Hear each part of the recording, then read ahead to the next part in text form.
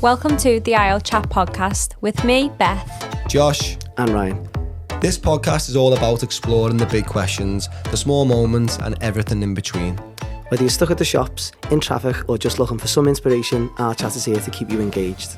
It's time to talk, connect and find meaning in those everyday moments. Welcome to the Isle Chat. Christmas special! Way! Sound enthusiastic, Are we guys? all in the room now? We wish you a Merry Christmas. We wish you a Merry Christmas. We wish you a Merry Christmas and a Happy New Year. Lovely. Right, we're going to, we've actually started. We just not started. Are we started yet? No, yet. For about 20 minutes with that. Got to warm up, you know what I mean? Warming up. But we're here now anyway. I asked Stone's throw till Christmas Day.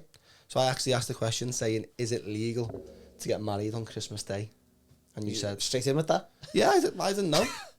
Well, it's no. It's on the front of my mind. No, so it's I asked not. you. No, it's not. And the reason why I know it's not, well, maybe in some places it is, but it's not here because there's a lady, Tracy, who's getting married. Shout out Tracy, by the way. Tracy.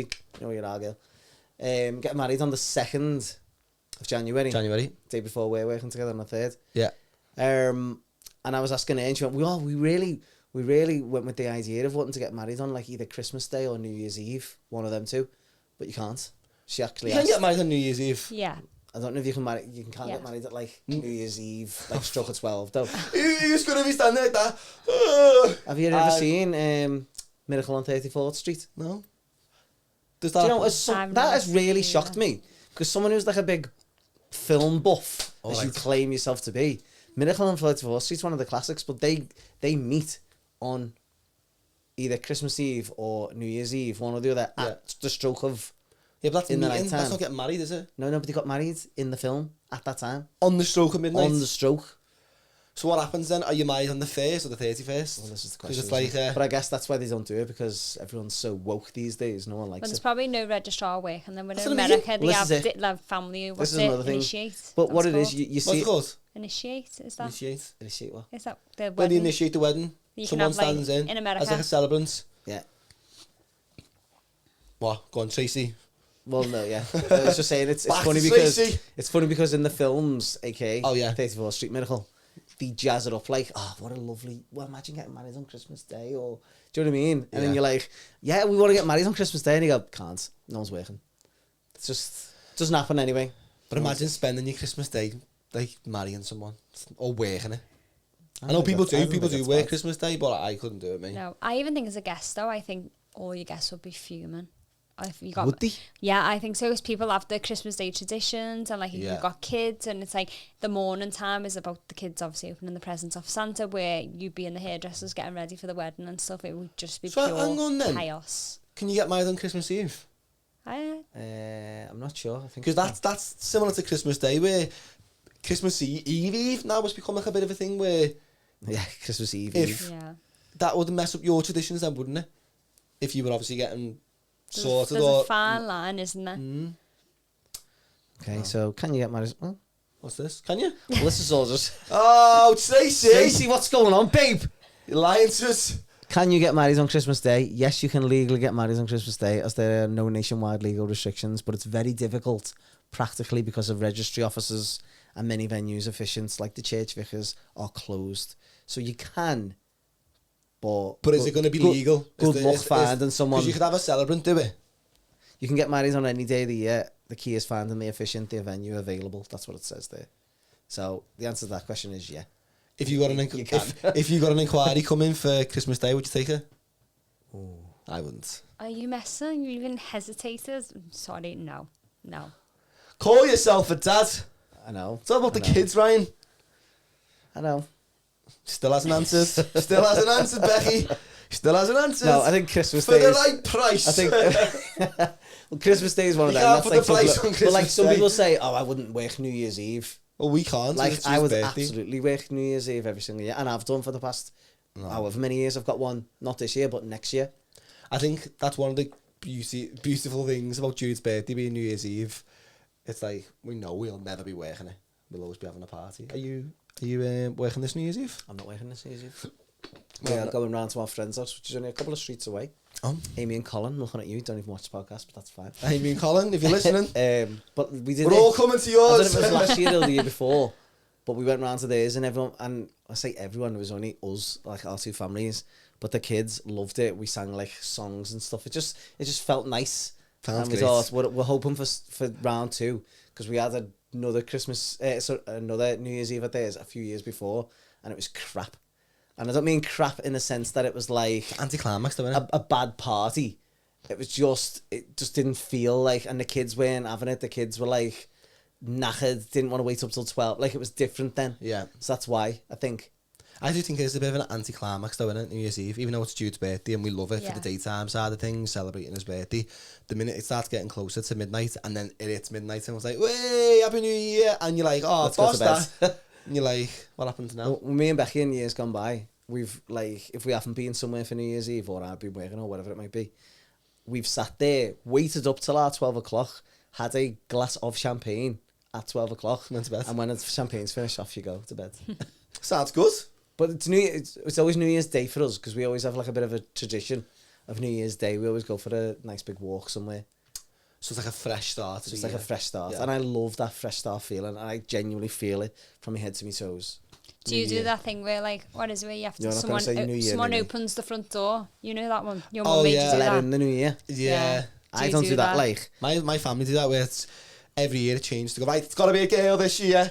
And everyone runs out the house, and the girl's the first one to, and she's got to have like blonde hair, blue eyes. So I don't know. It's that. Ooh, it's my turn this year. You're up, Beth. You're up. But yeah, I remember doing that as a kid. And we used to have family parties. It was always like, right, it's your turn. You're the last one out the house, letting the new year out, and then you're letting the new year in. But I remember everyone in the street used to come out and do it. Yeah, single legs and in the street and all that. Yeah, no one does that anymore. Everyone's gone weird now, haven't he? Like, I'll say weird, that's really wrong thing to say, but no one cares anymore. There's no... Right the way through the whole festive period, really, there's very few people who care deeply about traditions and whatever, and they don't let all those little things that they used to do stay present. They're trying to feel like, what's the next big trend or whatever. It goes right the way through the world. You've hit the nail on the head with the whole word, the word being trend. I think a lot of people... Everything's just Instagram relatable now, isn't it? If you're not doing something, like the amount of stuff. If you haven't been to Lapland, UK this year, you haven't been fucking anywhere. Well, me and Beth have done loads this year over the Christmas period, and like, I must be honest, I haven't posted anywhere, and the reason being is because I don't go anywhere for the Instagram, and I've learned that over the years since having the kids, mainly, that even when we go on holiday and stuff like that, yeah, you take the odd photo and stuff and you do put it on your story, but don't spend me whole time being like, oh, that'll look boss on Instagram. Shaping it around. Yeah, shaping it around Instagram, where when we go to these things, you can see parents and like grandparents stuff going, oh, that'll be boss on Facebook. Oh, you can tell inside and out. And you just like, just be in the moment. And everything. Yeah. Just be in the moment. But again, like, you know, I get it. We all get wrapped up in that thing. And I'm not saying it relates to weddings, but I think trends on Instagram and stuff like that can be related to weddings, where people see things on Instagram and go, oh, I want to do that on my wedding day. But the practicality of it doesn't work. You're just forcing something that isn't naturally you. Yeah. Do you know what I mean? I think that's what Instagram's got a lot to answer for in that sense, because they make everyone feel that they either should be like somebody else or aspire to be like somebody else. And somewhere in the middle, everyone gets lost, which is really sad. Going back to the whole New Year's Eve thing, who's out there who thinks they're getting proposed to on New Year's Eve? And that I'm looking at you, Beth. No, I wasn't thinking it would be me. I was just thinking like the realistic idea of it happening. Because I feel like when it goes midnight, everyone's like, hey, like hugging and kissing, and then like, you're like, be a good time. Oh, wait, there, where's me fella on the floor? Like, I think it's a good time to get down, though. Fella. Have you dropped something? No, I think it'd be a good time to do it. Because that's when everyone's on the high. Everyone's like, hey, when it gets to midnight. So if you're already down on one day, I do think it would be nice, but I don't think you'd see it coming because there'd be a lot going on, wouldn't there? Here's one thing that I always think about when it comes to proposing in the future, is how pissed, I want to say the word pissed, how drunk do you want to be when you do it? And I think when it gets to midnight, you're easily like... Are we just talking about New Year's Eve here still? Yeah. Or are we talking about proposing in general? No. Well, yeah, but both. I know you haven't proposed, have you? You say we've obviously briefly mentioned this a few times. No. Well, this is our subject, isn't it? So I proposed this subject. Ryan's always proposing. Not. Except for Becky. Joke's on you. Because we always said to him, we always go off on tangents, and we always will, because it's a natural flow and whatever. But our little subject was about proposals, engagements and whatever. A lot of people are doing it around this time of year, or have been in this year, or will be in the new year, whatever like that. And the idea of what a proposal looks like, where it normally is, where you would like it to be, and like the time between when you get proposed to and your actual wedding day, that gap, what you do in it. So can I ask you a question then? When you and Becky decided to get married, and then when you got married, how long was it apart? So it should have been... I know COVID played a part, didn't it? So it should have been like a year and a half or something like that, from let's get married to we're getting married. But then because of COVID, it ended up being like, I think nearly... Another year on top of that, so like nearly 3 years. Yeah. But that, I think a lot of people fell into that position, obviously because of COVID, alas. But some people, like Tracy, we'll go back to Tracy again. Tracy's this should be the Tracy episode, I think. Tracy literally just got the idea in, like, I think she said like October. So they've given like the minimum amount of notice, which I think is like 3 months. Put them on the spot. The Baptist Church it's near Southport anyway. I know where that is. It's all down in my notes. Sad. I won't quiz you on that. But that's the thing, isn't it? Like, a lot of people might not even know that you have to give notice of marriage. So you can't just like go, oh, engaged today, married tomorrow. It doesn't work that way. But this brings a little story into me Wales, which we'll talk about in a sec. But everyone has to give a notice of marriage, which I think is 3 months, unless you've got specific circumstances whereby, health reasons and stuff. You know, someone might be on ill health or whatever, so it's got to be pushed forward. I think the minimum is 1 month. But even when you're terminally ill? Yeah, but that's like the minimum. I never knew that. There might be even more exceptional stances than that, but that from experience, that's the least amount of time I've seen physically in my own world. But the shortest engagement I've ever seen actually happened this year. Oh yeah, you told me about this. Yeah. So let me just set the scene for you. So we did Jamie and John's wedding. We did we not? And you met a lovely couple there. And I met a lovely couple there whose names are, I know Darren's name, Darren and Amy. So they decided, I guess, off their wedding that they would actually get married themselves because they've had a little boy, and obviously they want to complete their set. So it's like, we're doing a wedding, but we're not doing it like a big wedding. We're just having like a small ceremony just for us, and then like a party a few days after, or something like that. Similar to yourself. Similar-ish. Yeah. So they got married in Runcorn Registry Office, which I've spoken about before, which is actually a stunning building. Hidden gem, as the people call it these days. And they got married, similar to me and Becky, without actually being engaged. So the story was that... Cheapskate. Don't be like that. They'd arranged to be married on this day between them, joint venture. Like, they both said, let's just get married. Let's skip all the engagement part and just get married. And then Darren, crafty little... His name is Dan? Darren. Oh. Crafty as he is, phones me about 2 weeks before and went, right, listen, I'm going to share something with you now. No one knows about this, or very few people know about it. You're very lucky to know about this. Yeah, but me and Amy never got engaged officially. But what I'm planning on doing is, when we're just about to get married, when the registrar asks us, is everybody ready? And like, can we start and stuff like that? He's going to say no. And this is exactly what happened. So he said, no, I'm not ready. And Amy kind of looked at him, a bit of gasp, as you would. Yeah, all girls would. Yourself, you'd be like, you what? And like, everyone in the room was a bit like, sat up a little bit more, do you know what I mean? That's my thoughts to that. There was a bit of noise. And then he goes, there's one thing I need to ask you just before we start. And he proposed to her on the spot where they actually got married, about 2 seconds before they actually got married. So he proposed. She obviously accepted because she was all dressed, so what's she going to say no? Took the ring off him. Obviously there was loads of emotion with everybody in the room, and then they got married straight after. So it's the shortest gap between proposal and marriage I've ever seen, and probably will ever see.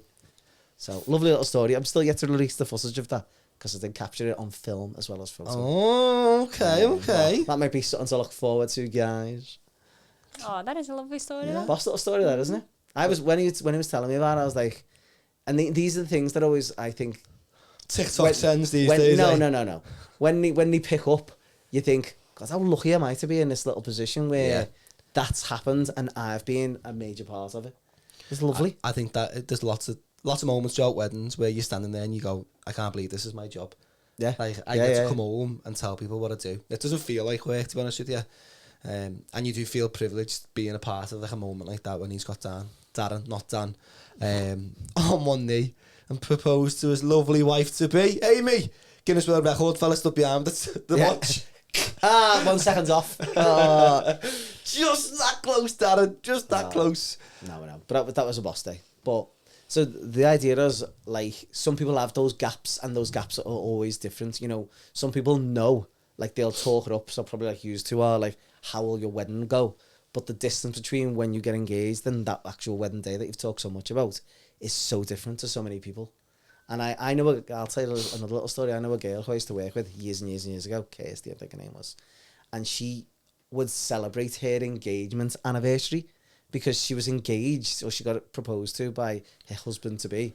And I think, if I'm right, she was 12 years engaged on her last celebration. Guinness World Record of longest engagement. Longest engagements ever. No. Which is like, but most people get engaged to be married, and it's normally within a year to 2. If I'm right. So I think on that topic, I know lots of people who got engaged just to be engaged and never want to be married. I'm not going to say any names, but we know a few who've got engaged and they don't want to be married, and that's fine. But our friends who got proposed to last year, Tambo and Georgia, a little shout out for them. They celebrated their 1 year. Oh, my mate Tambo. Your mate Tambo, yeah. They celebrated their 1 year engagement, and I get it, because does that not become your new anniversary then? Yeah. Well, is that not right? Well, no, I don't think it does, because you've got your anniversary. Oh, lads, you're just making money scheme for the card shops, telling them they can go and buy 2 anniversary cards throughout the year. They are, because... You've just agreed to it. No, I didn't agree with it. Help us out, Ryan. It can't be the same. You can only have one real engagement day, and that's the date of when you first got together. So in your case, I think it was 15 years yesterday. Did I see that right? No. A lot of people message me that. Well, that's what it said. Basically, or you just noticed the gap. Context for the story: 15 years ago, yesterday, me and Beth built a snowman in my front garden. It came up on my time up on Facebook. We haven't been together since we were that age. We went like Ross and Rachel. We went a bit our separate ways. Friends with Benz. Excuse me. Friends. Just friends. I watched that the other day. Just friends. But yeah, we were like Ross and Rachel, went our separate ways and stuff like that, and then eventually ended up together. What a lovely story. 2 kids later. That's why the photos showing it. Hear me out. So what I meant by that was, you can't go, your engagement becomes your new anniversary, because you've had your anniversary of when you first got together, whenever that might have been. Yeah. Then obviously you get engaged somewhere in the middle, and then your wedding day becomes your new anniversary date. So you've only ever had 2. You can't have 3. You can't have and then time we got together, time we got engaged, time we got married. Oh no, because once you get married, the engagement means nothing then. Exactly. Yeah. Yeah. That's what I'm saying to you. But then you're still allowed to celebrate your engagement until you're married. Well, yeah, I suppose, whatever. If you're planning to get married, and in what was her name, Kirsty's case, unlucky girl, you know what I mean? She has to celebrate that engagement. Yeah, well, she has to now, but it kind of got a bit sad, I think. And this was before I was even in weddings, really. Well, did she know that it was never happening? It was just more of like a gesture? I don't think she knew it was never going to happen. I think she was just waiting, like, maybe this year's the year. Do you know what I mean? But once you're engaged, what would be stopping them? I don't know. Money, financial, life, I understand life that, and factors. Yeah. like. So for you, is that a sign for me? No, I was more curious on how you get to the stage where you don't get engaged, so you just get married. Maybe that's the route. Are you asking me that question? Because maybe that's the route I'm just gonna have to go down. No, but I think that's when you get to a point in your life where you realise that you're panicking. And this is might rub some people up the wrong way or whatever like that. But there becomes a point in time where the engagement isn't important anymore. Yeah. Do you know what I mean? You already know you've committed your lives to each other. You know you're going to be getting married at some point, and that some point might be quite close in the future tense. So you can skip the engagement because you're just creating something else, another level of financial difficulty or whatever it might be. So every lad who's out there now, Christmas shopping, going, buy me birds an engagement ring, going to pop the question, you're going, you don't need to do it. Well, I just think once you're that committed, if you're doing it like that, and she's like going to be overwhelmed and surprised, then I don't know, you've passed the point. You should be like, let's just skip that and go to engagement. Because what's the point in spending £3,000, £4,000, £5,000+ on a ring if you already know you're going to be married 2 years later? You might as well skip the ring and go to the wedding. It's the proposal, though, isn't it? I think it's a gesture. From my perspective, I definitely do want to get down on one knee and say those famous words. Will you marry What me? time's tea? Oh, look at it. How would you actually? And this is never gonna happen, by the way. But how would you feel if I got down and asked you? I wouldn't like it. Why? Me looking at the camera. Isn't it leap year soon? What? Is it leap year soon? Yeah, it's just. I don't think I would ever do that. No, I don't know. I know some women out there who've done it. I think the last time that it was Christmas time, we spoke about someone who was planning on doing that. If you recall, did they ever do it? No. They didn't. No. Bottle jobs. They were gonna propose with a watch, weren't they? Not a ring. It's about time you proposed. Didn't happen. No, I think that's a bit of a weird. Well, it's not a weird one.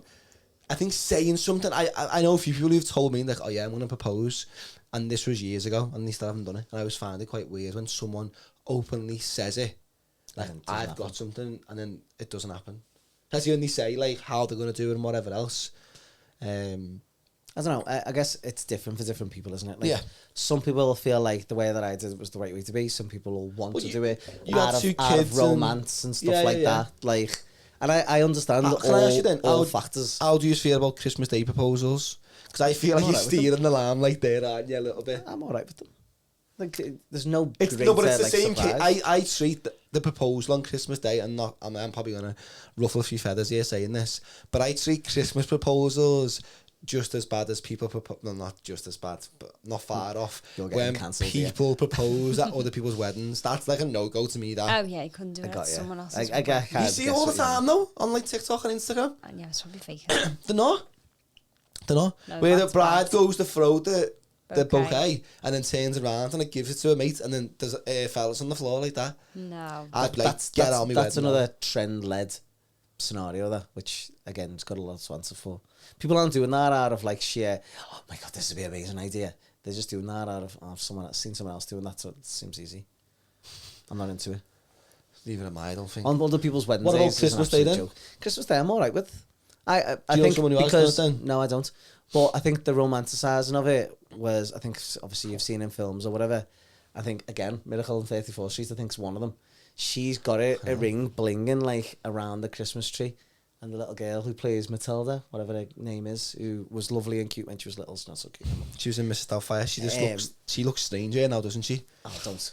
It's like Macaulay Culkin. No, when you see child stars grow up, your brain can't fathom like they are adults now. Them. Yeah. I know people. Why are they? It's the same with Stranger Things. They were older than me, but now they're younger than me.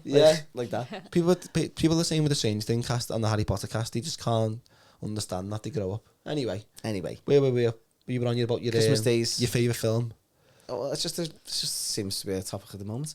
But no, I think if it was, what would be nice? This would be nice if it was a Christmas Day gift, because if you're one of those couples like me and Becky who aren't overly materialistic and there's not a million presents under the tree for each other, and you're just going to get like one significant gift or whatever like that, which is what we tend to do. Wouldn't it be nice if that like one gift was like a little ring box hidden in the Christmas tree that you've been looking at all those times? He watches films too often. He watches films too often. You can't say not on you. He watches too many films. The third Duffer brother over there. Calm yourself down, mate. He thinks he's a big Spielberg. No, you don't. But that would be nice to be a little box in the tree and go, oh, so that's that little one in there. That'd be a nice little way to do it. No. Yeah, and I think Christmas Day proposals are okay. Christmas Day's fine because it's a momentous occasion. Beth clutched at straw. She's like, any day of the year. Any day. Not another boss day. Thursday. Thursday's great. Do you know what I mean? I think the only day that's an absolute no-go is somebody else's. Oh, from who? Christmas Day belongs to everybody. From Santa. Santa wants that day to be about him. You have both said Santa. What's up with Father Christmas? Oh, it's time. We're not being like political correct when we say Santa. We're just. What about? We're keeping the magic alive. What about person Christmas? Oh, let's not go down that rabbit hole. Anyway, I've got time. But Christmas Day belongs to everybody. Exactly. It's no one's special day. It's everybody's special day. That's the way I view it. I view it as a birthday, though, of Jesus. But no, I view people proposing on birthdays as a bit of a no-go. I think it's a cop-out as well. Because you're already expecting gifts on that day. So why are you like... Do you know what I mean? It's a proper cop-out. Obviously, everyone's having to confuse you. Anyone who's listening to this, please get in touch. Please comment below on this post. That's just me. That's my preference. I know a lot of people out there who have done it on Christmas, birthdays, or even when the babies have been born and they do it on that day. I just feel like you're stealing someone else's limelight, and I like the idea of it. You just choosing your day and sticking to it. Yeah, I think the only thing is that, like, obviously on those days there's a lot going on. Exactly. Like, if you were to propose on Christmas Day and then I was about to cook a Christmas dinner for 20 people, I wouldn't have time to enjoy that proposal. Yeah, I'll be like, right, I've got stuff to do now. I'm busy. Good job that camera wasn't on you then. By the way, that was disgusting. I didn't do anything else. Was that? That's just what you do. You're getting the giblets out, aren't you? Oh my proper God. One. Like that, Mr. Bean. Where's my ring gone? Something like that. Do you know when people get it, summer celebrations, it always makes me think of like a sewing kit inside. Like, the disappointment of opening a celebration box. Talking about sewing I've actually put random pieces of chocolate in there. You wouldn't fit a sewing kit in that anymore. That used to be double the size. Look at my side, no, but it did. It did used to be a girl put on stories the other day about how crap they've gone. That is a joke. Everything's like that nowadays. Did we tell you how much we paid for a Freddo? Well, Freddo's always the talking point, isn't it? Did you not? Did we tell you how much you paid? 425% they've gone up. How much? Just have a guess, will you? Give me a guess. £1.80. £1.50 was it? £1.50. That's a joke. For a Freddo, which back in my day was 5p. It was never 5p. It was. It was 10. Wasn't. It was 5p, wasn't it? I remember 20p. Or 15. We're all different generations here. I can remember the bus being 35p. No, but talking about celebrations, because it seems to be like a Christmas thing, isn't it? Christmas vibe. Put random gifts in there, you can't show people that. What I'm noticing, and this is like a common denominator. How's your tub left? What does your tub look like? After? By the way, I hate people who do that as well. That's what I thought you was going to say. It's Josh, I can't bear that. That's an absolute no-go. But apart from that, you just look at your tub when it's coming to that. Who touches the bounties? No one touches the bounties. Do you like bounties? It's a proper mum chocolate bar, that's why. You're not engaged to. Coconuts. What are you messing? I like bounties, but they'd always last.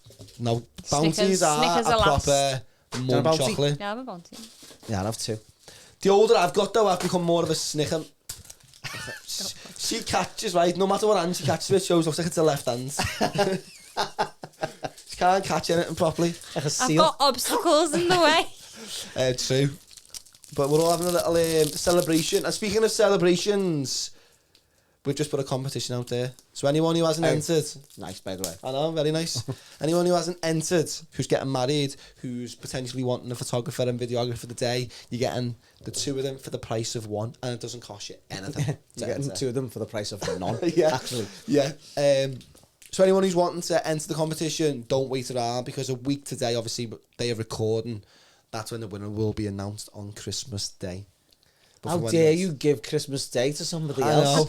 Isn't it? That's their day, that. You're taking that Christmas Day. I don't think anyone's going to be on social media on Christmas Day to an extent, but obviously when we go ahead and release the winner on Christmas Day, I'm sure you get the notification and your DMs, whoever's won, and we'll also publicly share it on our story, who's won.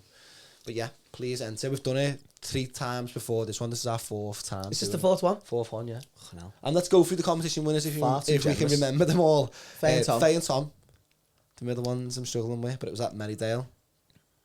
Ryan and Jess and Ryan. Theirs was Boss Day. And then Cassie and Tony. Yeah. So this is the 4th. Wisdale, yeah. This is our 4th winner.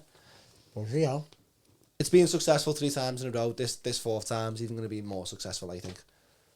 If that even makes sense. But I think you're getting an absolute steal. And then the 3 weddings can vouch for it. They've saved £5,000 basically, in a nutshell. Well, that's what the value that you And then a lot of the time when we speak to them after they've won the competition, the money that they were going to spend on photographers and videographers, they've put it to like entertainment or other things. They haven't like just saved it. They've made the wedding better all round, I would say.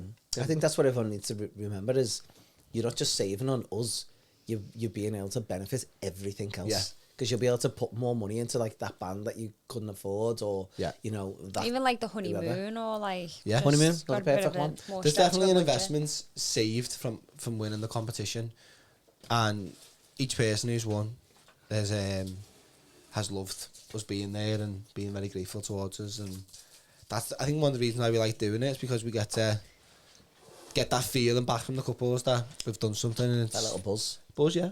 And it's always nice to give something back as well. There's not a lot that we can give back other than photo and film, but that photo and film, the worth of it is really good. It's a future investment that, You can't buy. So enter. Not in this case. Enter. Yeah. I'm looking at your camera because it's there. Yeah, you're the way over there. Please enter. Don't wait around. We obviously put out on our stories, and don't get me wrong, we put it out very, very late. Very, very late. To try and get some questions in. Because we used to have question time, if you recall. Shout out question time. Press the button, Beth. And because it was so last minute, no one's really put it in yet because it was within the show. So I've just done what a friend of ours did, Adam. He's been doing a 30 days of Christmas type of thing. And he's basically, each day he's been videoing himself replying to these questions that he's asked our friend, ChatGPT, GPT, like Beth likes to say, which stands for? BT. That's the one.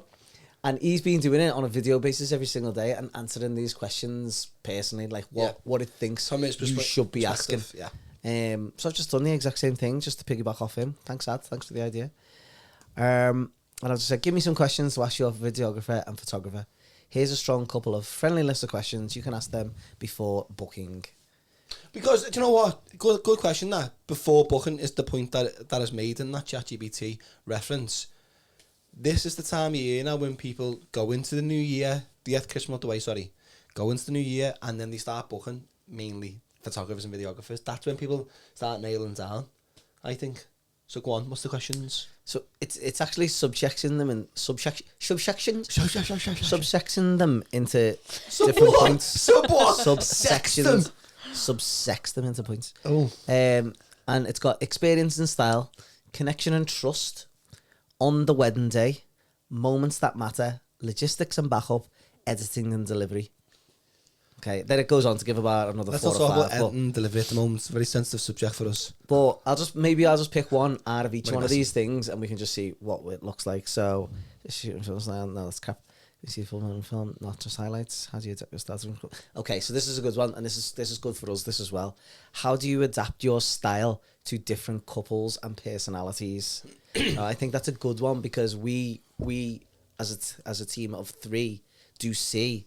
Listen, it's just trying to be poetic. We do change to some degree our styles depending on the people that we're working for, because our big thing is getting to know those couples on a personal level so that we know what makes them tick and what they like and don't like. So I think that's a good question for us. Do you want to answer first? I've just done all the scripts, so no use. Okay. From my point of view, I would say doing a consultation beforehand, before the wedding day, getting to know the couple that way helps know how to approach their wedding day from our point of view. If they're shy and not really like opening up enough, you've got to sort of, you know, what's the word? Delicately direct them in a sense and understand, like put yourself in their shoes, how they're going to feel on their wedding day. It's an overwhelming day. There's a lot going on. There's a lot of eyes on them. The last thing we want to do is put added pressure on that. So I think the way I approach it is more, I don't know, put my arm around them a little bit. Look after them, guide them through it, through the experience of knowing my way around weddings, and reassure them that, you know, it's fine. And if you're having a little wobble and you need like a little bit of, I don't know, time away, pep talk, yeah, that's what we're there for. I think I'm very good at, especially from a male's perspective on the groom, because the groom's normally waiting for the bride on his own. So at that point, I always try and, you know, give them a little pep talk. But I sort of read them as a person. I think if they need it or they don't. I don't just do it to every single groom, because some grooms will be like, I'm sound. I don't need that. You've made it worse. Yeah, you've actually just made me start thinking, now should I be crying? But yeah, it's just.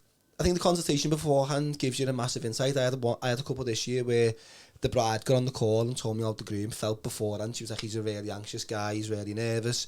On the wedding day, I knew how to approach that then, straight away.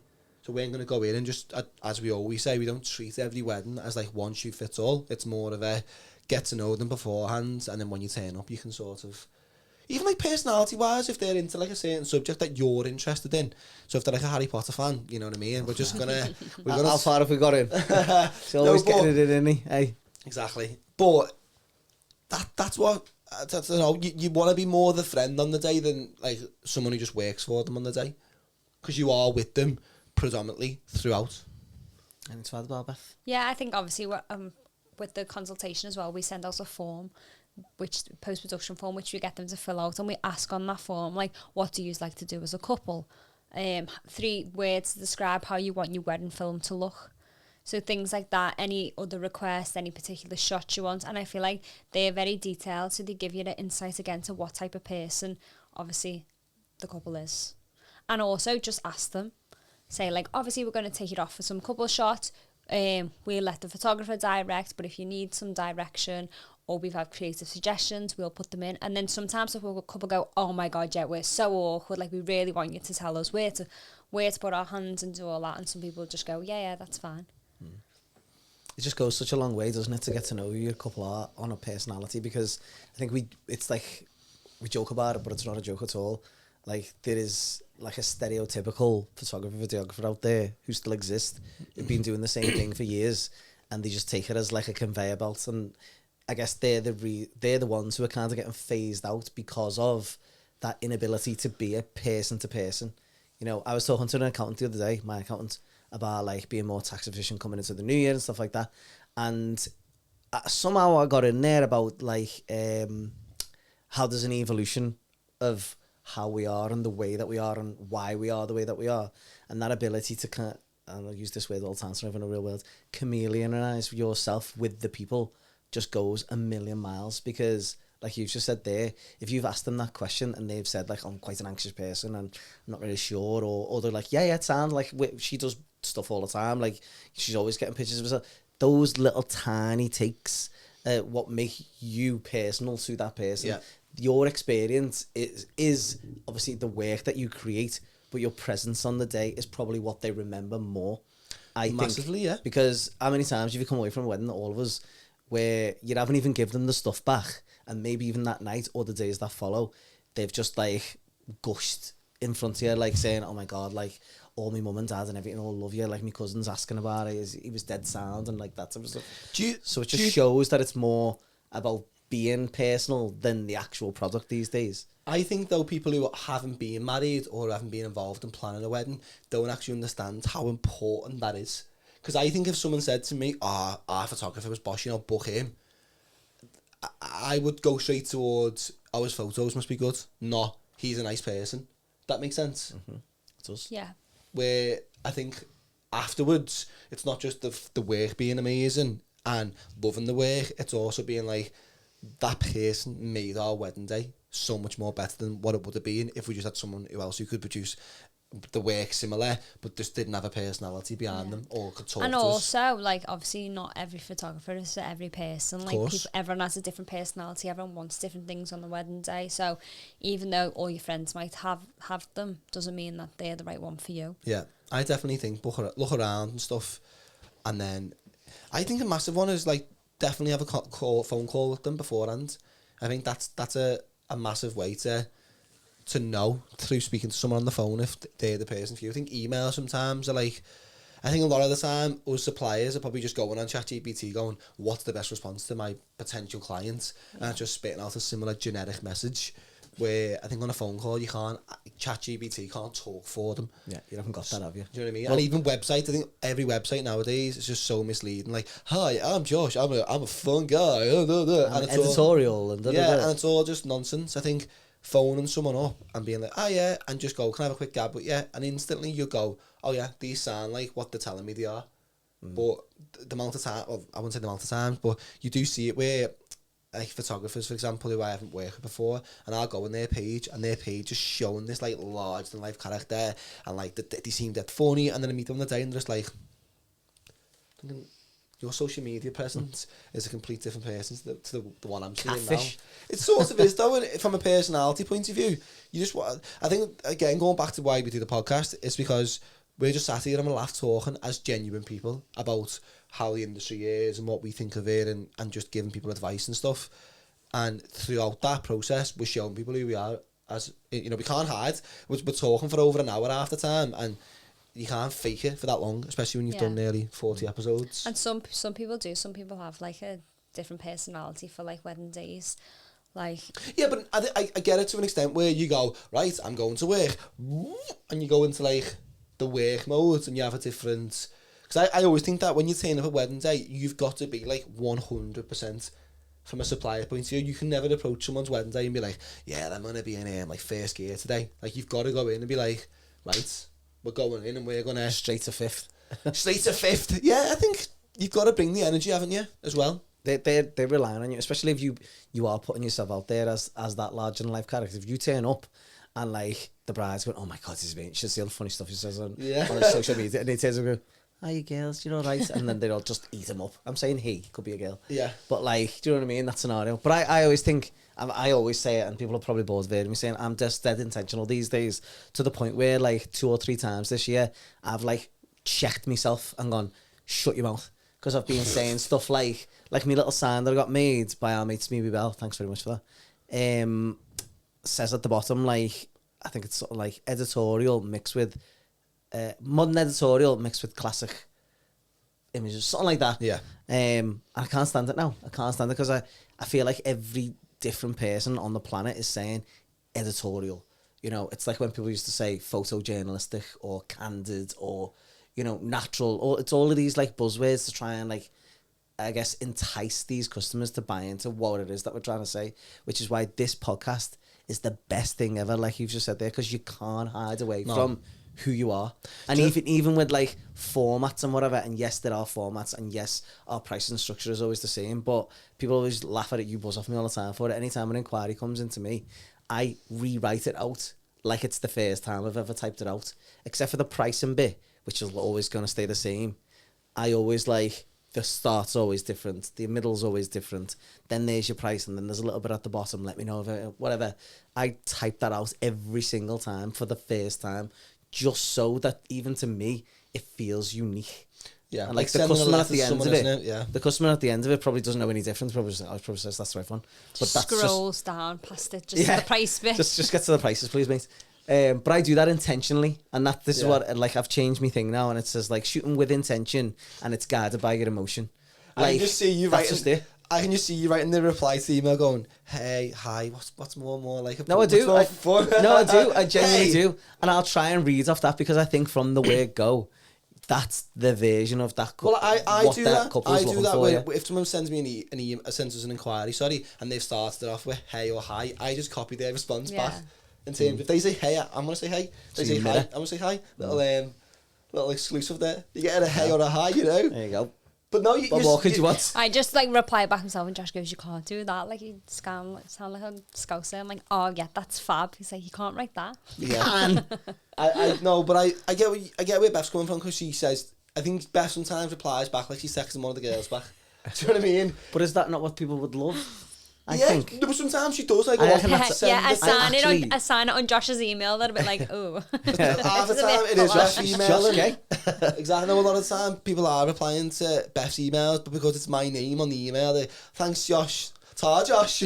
Tar babe. Yeah. When it's me behind Beth, all of it. Just and even down to like, I feel sorry for Beth in this sense. This is another thing, because a lot I know of the what you're time, going to say, because I've thought this. The editing.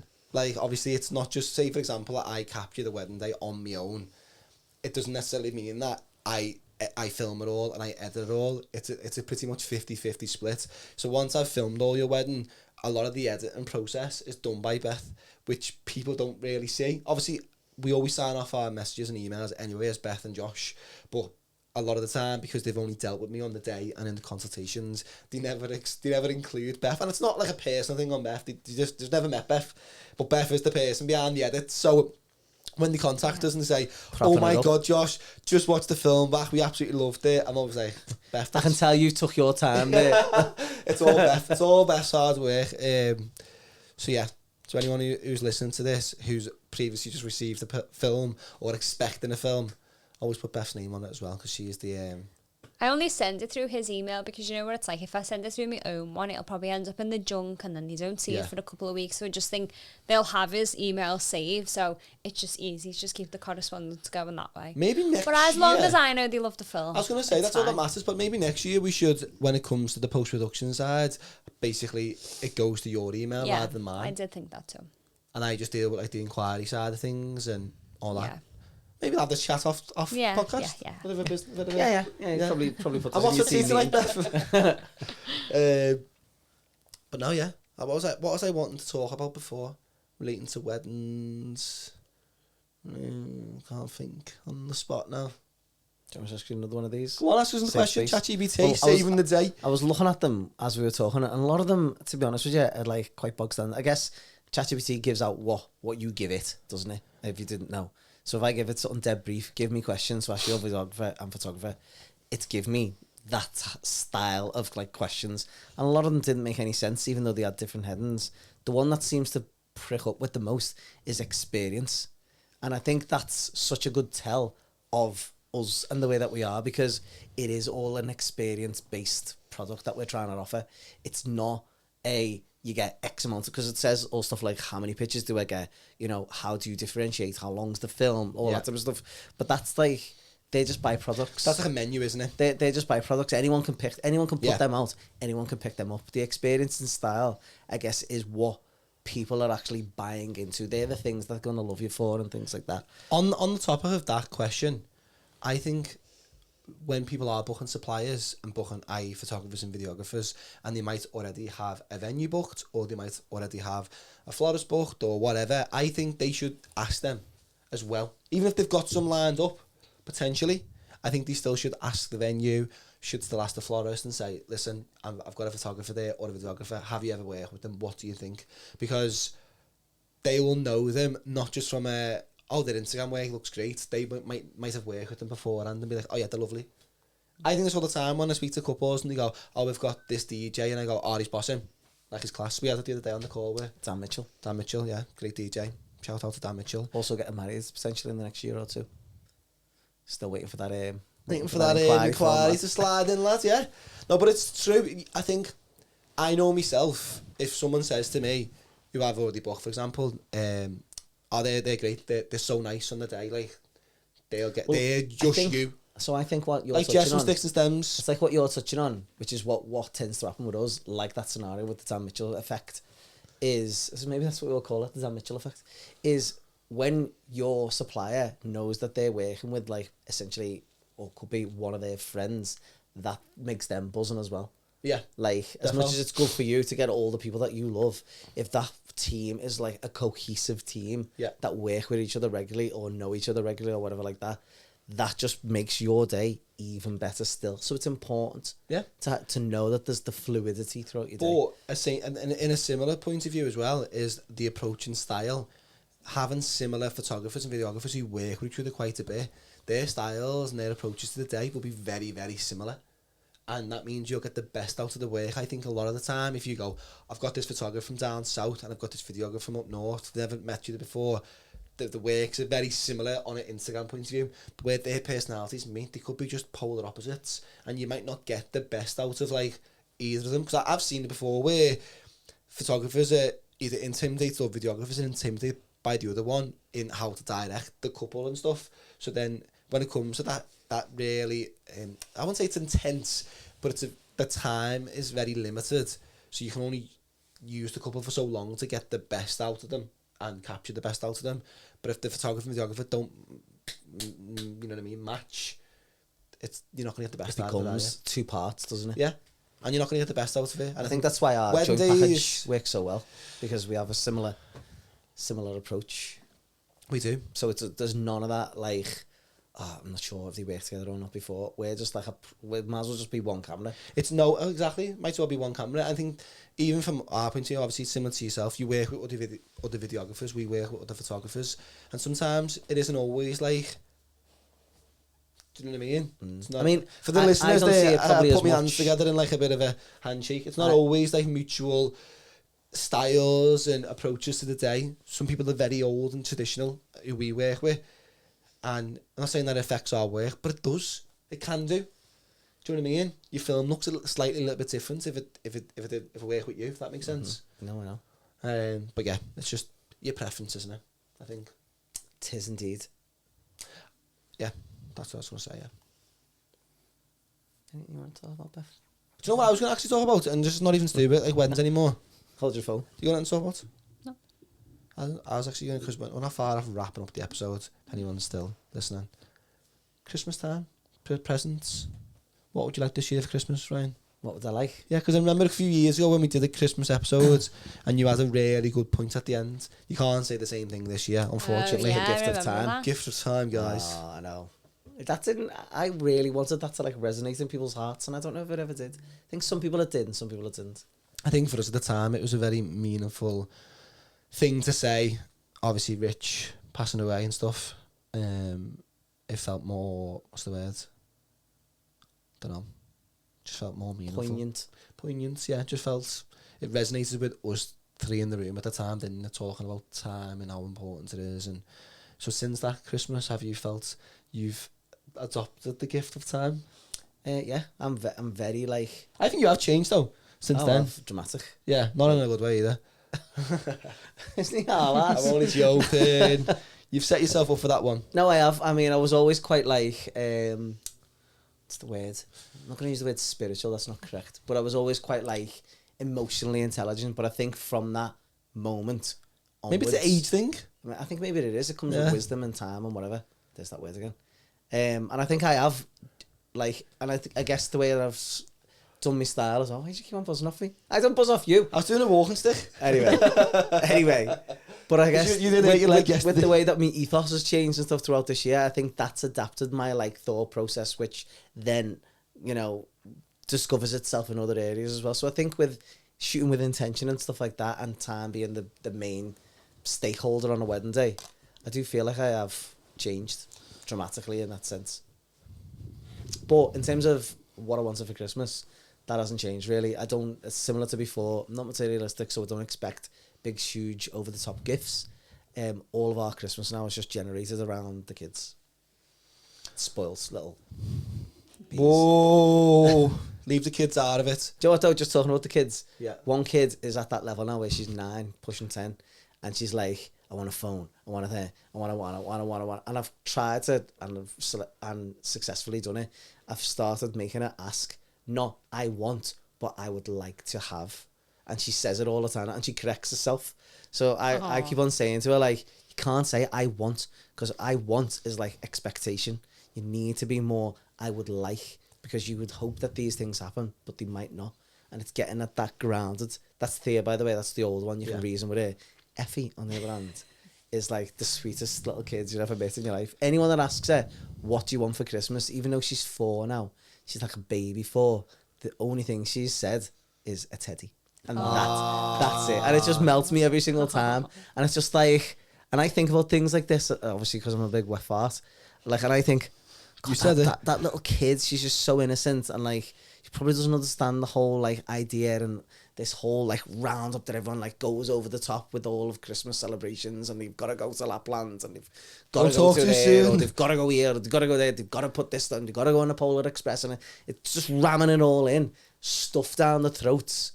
Like my mate was talking about the other day, his girlfriend's booked a Father Christmas personal to come to their house on a certain day. They've gone on this trip, and then the Father Christmas comes out, and he's like, boss, like the kids probably love it, but it's just rammed down the throats. Yeah, we never had any of that when we were kids, did we? They can't differentiate the joy from the process, if you like. Yeah.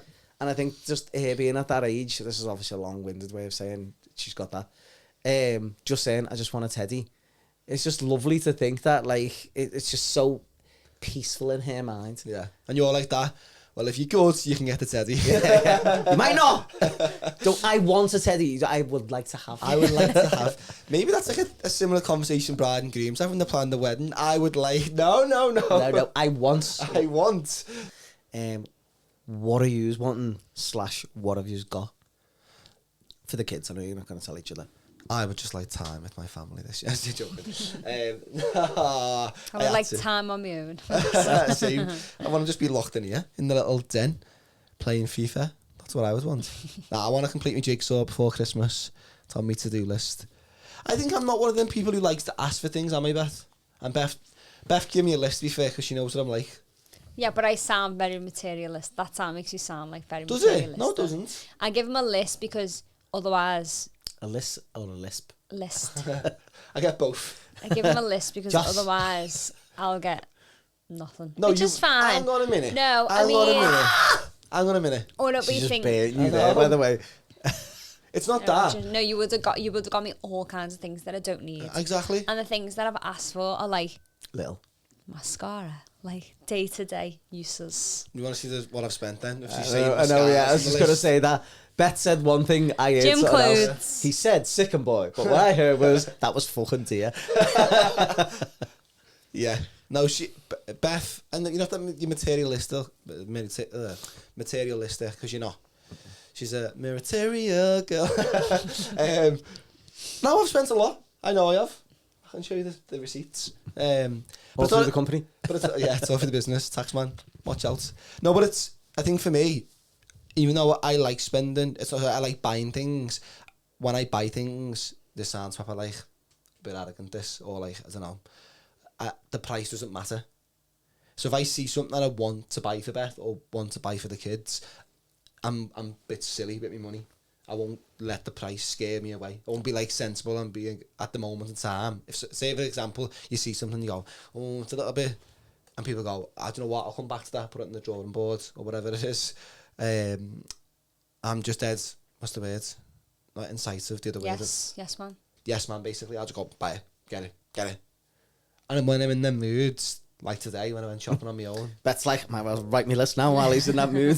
No, it helps though, because I say to her, listen, I'm going to go and buy loads of random stuff, and some of the stuff you might not even use. So you might as well just give me a heads up now what you want. And what you've gave me isn't like, some of the things you've gave me, aren't like specific. So she said to me like... I'm going to ask follow-up questions to this in a minute, but go on. Going. Yeah, no, that's it. Going. That's it, go on. Ask follow-up questions. Well, I was gonna let you say what your version of Christmas is like up to now, kids and stuff. My main priority is getting obviously the kids' Christmas list sorted. It's easy because Jude's obviously asked for things this year. Not much. He's asked for, I think we've spoke about this. He's asked for a drum and a mic with a stand. Michael Jackson costume. Quite the thespian, isn't he? Michael Jackson costume. It's a bit odd. I know. So he was quite easy, but we had to be really organised because obviously a lot of the things he asked for were hard to get hold of. Thriller pyjamas. Yeah, they don't. You get them in Tesco, do you? Oh, them Thriller costumes. Yeah, all the supermarkets are available, by the way. Shall go Tesco.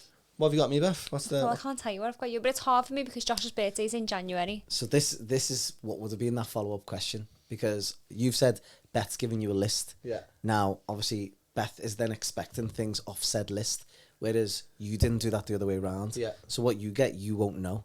Now, I was actually talking about this today. I can't remember who I was talking me? to. It was you, yeah. Yeah. About the joy of not knowing what you're getting. Like, I went to town the other day with our Mason, and as we were in town, he was like, right, what do you want while you're in town? Tell me what you want and I'll get you it. That's boring, isn't it? I don't want to know what I'm getting. Yeah. Like, I guess we're all different, I suppose. And I guess we're in a different sense of time. And I was talking to him the other day about, like, the classic times where, and like, we bought that Teddy SD, and we were like, there was once upon a time where Christmas Day wasn't about the amount or the value. It was about the thought process that one person has given time to then think about something that you would like, that you didn't know you were getting. And that joy is the Christmas spirit, I guess. No, but as a kid, like when I go back to being a kid and you say, for example, you ask for like a PlayStation 2 or the build up to Christmas, you'd be thinking, am I going to get it? Am I going to get it? Where when Beth gave me a list, I haven't got that PlayStation 2 you asked for. Like, so she's gave me that. You had a PlayStation 2? Well, I hope so. Jammy. she's asked obviously for things, and then there's been things that I got her that she doesn't know about. So I think it's like nice that she's got things that she got wanted, like a blend, and needed, but then there's some surprise in there that she hasn't got a clue about. Yeah, and you did give me a list too, and both the things we've asked, asked for are like day-to-day things. Give us an idea of what's on these lists here. Socks and boxies. Shit, go on. No, aftershave. You can't buy them things for yourself. People who buy them things like that you use every day. Oh, I like people buying them for me. Feel embarrassed going to sale. Sorry. No, we've asked for things that you use every day. So that's like our list. But then obviously we will get each other surprises too. And then it is a bit. I'm like a big kid. What's the most? What's the most obscure thing on the other person's list? And I don't just know what I mean. What do you mean obscure? Like something that you were like, fucking hell, that was really a mad one to ask for, or that was a hard one to get hold of, or whatever like that. I don't really ask for. Remember, like the one. What was? I think your phone case was one of the ones that you had to like write off to America for and all that. Yeah, that one, the road one. Yeah, a couple of years ago. Now you can get them off like AliExpress. But they're not real, are they? Jag though. But that one, that was a nightmare. Because that was for your 30th. when you ask for it. Yeah, it's a funny one for you. But it's lovely that she goes, that road case I've seen, like, what's her name? Hailey Bieber. Alright. Hailey Bieber's like film. No, you put it in subtly. Yeah. And you're like, shit, I need to put that down on my list. And then you like look and go, it's going to take about 4 weeks to come. 2 weeks before. So here's another follow-up question. I feel good with these follow-ups, yeah. Go on, they're not like you asking questions. Tonight with Jay Leno. When you get a scenario like that where something was a bit more difficult to get hold of, or you had to go through a process, do you just give it and go, oh, you're happy, enjoy that? Or do you go, you wouldn't believe how hard that was. Like you make sure that they know you've took a bit of time to sadly, you've just hit me now. Every single gift that Beth opened, I explain like where I got it from, stood in the queue for Beth, no, that day when you phoned me, I was in the queue waiting for that.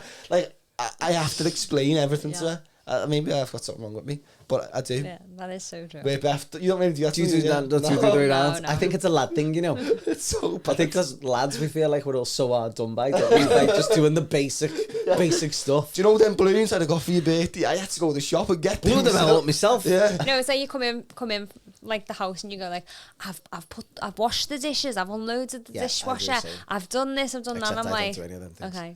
Like, I do that every day and I don't tell you. When I say it to Becky, she goes, what do you want in the middle? No, but I just want some appreciation around here. I need to let you know that I have done something today, that's all. Yeah, no, it's sweet though, isn't it? Like, maybe it's just like fella thing. Maybe that's similar to relating it back to weddings, where whenever like a fella does one thing, involvement, the planning, you never hear the end of it. Yeah. And I booked a magician. When the magician comes on, best thing for me on the day.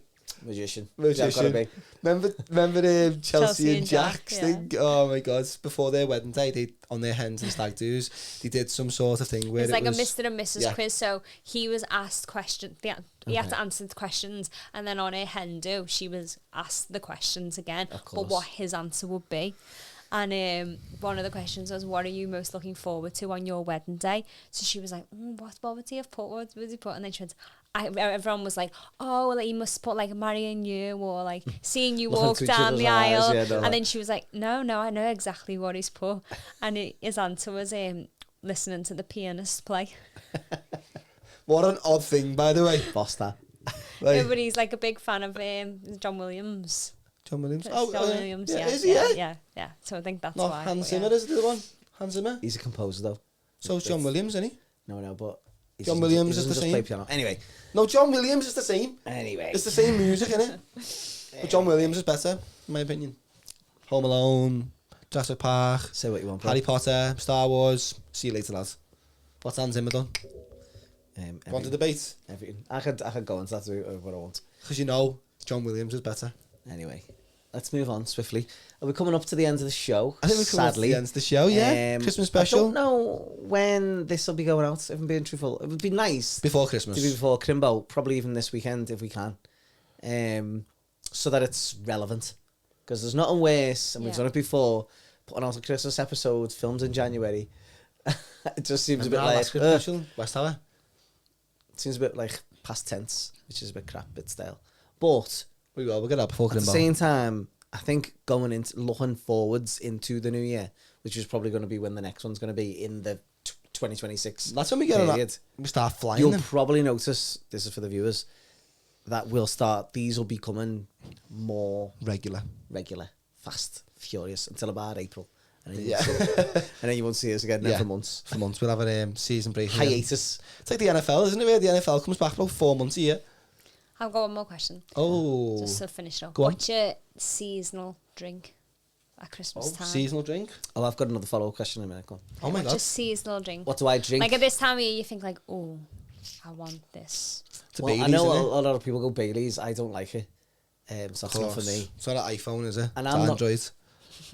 And I'm not really the biggest drinker, but there's always one drink. Good one. I'm not. You are. Anyway. Only had 4 today. People will know me that's not true, Joshua. All right. Sorry. Don't want to be giving these couples the wrong idea. I only have 3 bevies on a wedding day. 4 or 5. You get your dad one on that. But the drink that I always go to, drink of choice, which seems like a special drink, is just any type of rum, really.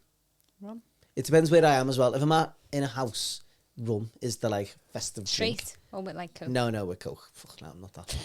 What that not that gung-ho. So that's like me dark rum specifically. But if I'm out... And the backstory. There's a difference. Yeah, rum. So this year in 2022, an old fashioned, like a whiskey cocktail. Yes, I know that. That's like a go-to for me. I really I'll like drink that all year round. I'm not like one of them people who has to. But I have like special occasions drinks, and rum and thingy is one of them. Talking about which, so this will be. This will be past tense. It's just a little shout out to my wife here. Come this Friday, the pair of us are out, adults only. Adults only, just us two, and I'll be having an old fashioned on that night because it's going to be a nice special event. So there you go. Lovely. I hope you have a lovely time drinking your old fashioned. Festive drinks. Go on, Beth, let you Drinks go. this time of year. See, I had a list in my head. Hot chocolate. I feel like hot chocolate always. Why? Hot chocolate? Why? No, I'm saying to Ryan, why is he laughing? Hot chocolate's right. Okay, I thought you meant like drinks like. Well, just I didn't specify. I know, because you're a plonker. Yeah, I don't drink. I'm not a big drinker. Yeah, if I have to pick rum, old fashioned, Bailey's. Nah. Sometimes at the same time. Bailey's isn't hard enough. Have it for like me. a chaser. Yeah. Go on. Hot chocolate with Bailey's. It's Yeah, like, Hot chocolate with Baileys is a good one. yeah, Good mix. And then if we're going alcohol, maybe don't do mulled wine. Not for me. No, I don't. Maybe champagne. Oh God. Champagne's our thing, isn't It's it? not materialistic, that was she? No, I've just It's picked. Christmas time. It's Christmas all No, year round champagne's for nice you. at Christmas. Yeah, Christmas. I think champagne on Christmas Day is a must. We always have a glass of champagne after. You have all your corks, don't you? Yeah, keep them all every year. Well, corks on any occasion where it's full. Bailey's hot chocolate. Yeah, I'd say that. I wouldn't have a hot chocolate Bailey's in the summer, or a Bailey's in the summer. It's just a bit of a weird drink, innit? Yeah, no. So It's definitely seasonal. Christmas Eve, we always have a Bailey's, don't we? Yeah, wrap all our presents on Christmas Eve and open up a full Rough bottle on of Christmas Bailey's. morning. Don't choose. Just open your presents. Father Christmas is being just sort. You know what I mean? Just sort yourself out. Yeah, I'd say that's our go-to drinks. That's a good question. There. What question did you have? So my question was not related to anything like that. It was more looking forwards into the new year. Okay. What are we all looking at? Like, and that could be what we're looking forward to. That could be what are we shaping up for as a business point of view? Is the things that are coming? Yous are like laughing because I know there's something behind. I've just realised what you're on about.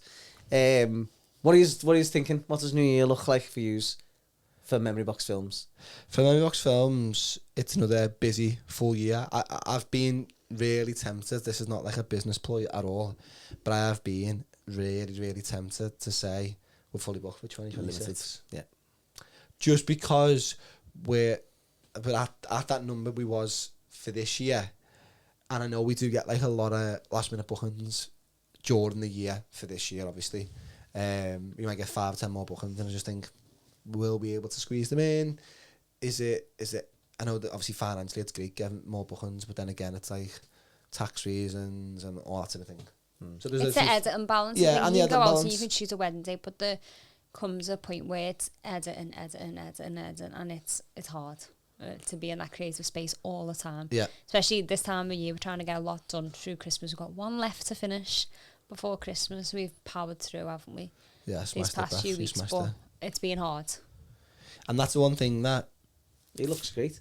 well, jigsaws galore and all that. Yeah. No, I think it's that time of year when you want to do switch off and be with the kids. It's actually a bit of a double-sided sword or double-edged sword, isn't it? That it's brilliant having like a million weddings if you can fit them in. Yeah. But then it's the after effect. It's all of this, the edit process. A lot of the times that you want to spend with your family, Christmas times, like there's no other time of year that's more family based, and you lose it a little bit, I guess, don't you? You've got to find the balance of like, I was speaking to my mum about this, and it's the idea of, you know, working to live, not living to work, and having your own business. The lines can blur very easily where you start living to work, and especially when you're good at what you do. Well, yeah, and you enjoy what you do as well, because it's not just work, it feels more of a hobby. But from the outside looking in, they go, but yeah, all they do is work, all they do is talk about work. And you don't want to be that guy who's just like known for being it's not a bad thing being a workaholic, but just trying to find the balance and having a good family life. I think Memory Box Films, though, is in a good place for next year. Really is. Got, I say, lots of weddings coming up. Really excited for them. I think every single year we're always still trying to reinvest into our gear, into our experience, into our knowledge when it comes to editing, when it comes to filming. We're always still trying to step it up each year, not just treat each year as just getting paid to do what I do with the same camera. Now looking to the best gear, looking to the, you know what I mean, different style and stuff. Same. Yeah, I agree. I think we've ended the year with Mirrenbox Films nicely in terms of editing, because every other year we've been working Christmas Eve. Yeah. Trying to obviously get those delivering deadlines boxes on done. Christmas Eve. Yeah, we literally have. We're this year, obviously, what date is it today? It's the 18th of December. This is the last working day today. The kids break up from school and nursery tomorrow, and they've got 2 weeks off. And obviously, apart from a few weddings to film, there's going to be no editing done in that time, and it's just going to be time with the family, which is not often that we never get that time. This room's going to be deserted for 2 weeks, apart from when I come in here to play the game, but that's allowed. And watch Strange Things. Strange Things, yeah. When's it? Boxing Day? Next one up? Boxing Day, yeah. Well, yeah, 1 o'clock in the morning. I won't be staying up for that late, but that's, do you know what? That is my Christmas thing. That's my Christmas gift. Strange Things. So are we talking Boxing Day? So Christmas Day, if you stayed up Christmas Day till 1 a.m, it would be there. Yeah. Christmas, Boxing Day, 1 a.m, yeah. Okay. But yeah, Christmas, yeah. Okay, I didn't know that. Because it's the time it comes out in America, because we must be in front of America's time. They're like 4 or 5 hours behind us. So whatever the time it is in America now, it's like 2, what time is it now? 10 to 3, yeah. It should be like 8:30 in the morning there. So I think it must come out over there at like 7 o'clock at night. So it happens to be 4 hours in front for us. Something like that. Fair enough. But yeah. If anyone who's out there, who wants to know what time's coming out, come to me, I'll tell you all the deets and that. You know what I'm saying? There's no Josh Duffer over there. Josh Duffer, I'm in the know. It's a tough one, isn't it? With Strange Things. What's going to happen? I'm not going to go down that rabbit hole. Do you want to put a... Save that for the next podcast. Save the next episode. We'll be here all day, won't we? Yeah. Anything to add? No. Other than I hope everyone has a very Merry Christmas. Yes. And a lots of rum, lots of champagne, lots of hot chocolates and Baileys. And enjoy Stranger Things on Boxing Day, everyone. I'll be sitting down in the live stream with all of yous. Love yous. See you in the upside down. See you there.